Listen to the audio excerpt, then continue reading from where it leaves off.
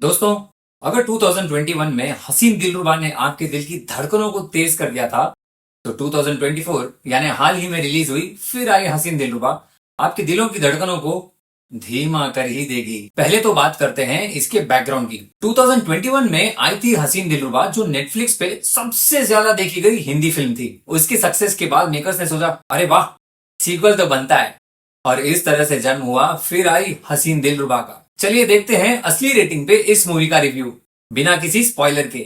फिल्मों का असली स्कोर बिना कोई बोर। तो कहानी आगरा के ताज और प्यार की कसम से शुरू होती है, पर जैसे ही कहानी आगे बढ़ती है, ना ताज का नशा चढ़ता है और ना ही प्यार का जुनून। इस फिल्म में हमारी रानी यानी तापसी पन्नू अब एक नई जिंदगी जी रही है ऋषु के साथ। लेकिन जैसे कहते हैं, पुराने पाप का हिसाब चुकाना पड़ता है।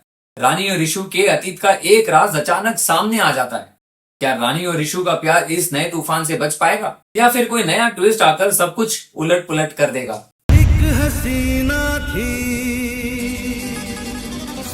एक इस इश्क में मैं और ऋषु बहुत कुछ कर गुजरे थे, और आज भी हम इसी जद्दोजहद में हैं कि हमेशा के लिए मिल पाएं। स्टोरी की बात कर ही रहे हैं, तो फिल्म की स्क्रिप्ट एक ऐसे आशिक की तरह है जो ना प्यार दे पाया ना ही ब्रेकअप कर पाया। कनिका ढिल्लों की लिखी स्टोरी इस बार उतनी टाइट नहीं है जितना फर्स्ट पार्ट में थी। लगता है उन्होंने इमोशंस को समझने के बजाय सिर्फ मेलोड्रामा पे फोकस किया है। मैं तेरी हर जिद मान लूंगा, बस याद रखना। कहानी की डेवलपमेंट ऐसे है जैसे अंडरकुक्ड बिरयानी। सुगंध तो है, पर स्वाद में कमी है, बहुत कमी है। डायरेक्शन में ये फिल्म एक सफर पे तो निकलती है, पर रास्ते में ही गुम हो जाती है, जैसे नाव को बिना पटवार के छोड़ दिया हो। डायरेक्टर जयप्रद देसाई का विजन काफी ब्लर्ड है। विनिल मैथ्यू जैसे डायरेक्टर को रिप्लेस करना वैसे ही है जैसे रोहित शर्मा की जगह हार्दिक पांड्या को मुंबई इंडियंस का कैप्टन बना देना। रिजल्ट अक्सर काम नहीं करता। इस मूवी में सीन्स का फ्लो भी उतना स्मूथ नहीं है। क्लाइमैक्स एक धमाका होना चाहिए था, पर यह बस एक फुसकी बॉम्ब बन के रह गया।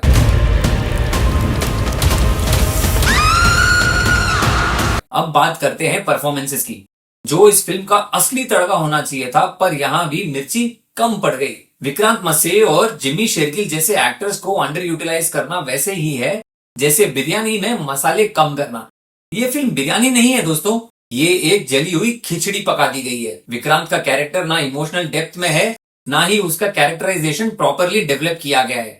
जिमी शेरगिल का एंट्री सीन जो बड़ा इम्पैक्टफुल होना चाहिए था, इतना फीका क्यों लगता है भाई? ऑनेस्टली स्पीकिंग, मेरे हिसाब से विक्रांत मैसे और जिमी शेरगिल बॉलीवुड के कोहिनूर हैं। उनका टैलेंट ऐसे वेस्ट किया गया है जैसे हीरे के हार को सुअर के गले में डाल दिया हो। विक्रांत के कैरेक्टर में दीवानगी वाला एसेंस और जिमी के कैरेक्टर में रिवेंज वाला रेज या फिर फायर टोटली मिसिंग है। सनी कौशल जो एक प्रॉमिसिंग एक्टर है, उसको साइको किलर दिखाने की कोशिश हुई, पर वो ऐसे लगा जैसे भालू को घुंघरू पहना दिया हो। कमी सनी के परफॉर्मेंस में नहीं, पर कमजोर राइटिंग में है। सनी का कैरेक्टर ना स्कैरी लगता है और ना ही कन्विंसिंग। और रानी के रोल में तापसी पन्नू, ये रानी वो वाली शेरनी नहीं है जो हसीन दिलरुबा में थी। उनकी परफॉर्मेंस इस बार थोड़ी एवरेज लगी, जैसे उन्होंने भी इस फिल्म के लिए अपने स्टैंडर्ड्स थोड़े डाउन कर दिए हो। लेकिन तापसी ने हसीन दिलरुबा का रोल पूरी कन्विक्शन के साथ प्ले किया है।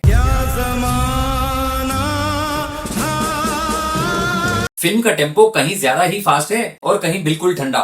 व्यूअर्स के इमोशंस को रोलर कोस्टर राइड पे ले जाना होता है, पर ये राइड एक इनकम्प्लीट जॉय राइड है। कहानी में ट्विस्ट्स हैं, पर वो पल जो दिल को दहिलाने वाला होना चाहिए था, बस एक और सीन बन के रह गया। फिल्म के डायलॉग्स में हल्का सा स्पार्क है, पर मेजॉरिटी डायलॉग्स फायरवर्क्स वाला इम्पैक्ट नहीं क्रिएट कर पाए। चलन से ना चाल से, प्यार करने वालों को परखो उनके दिल के हाल से।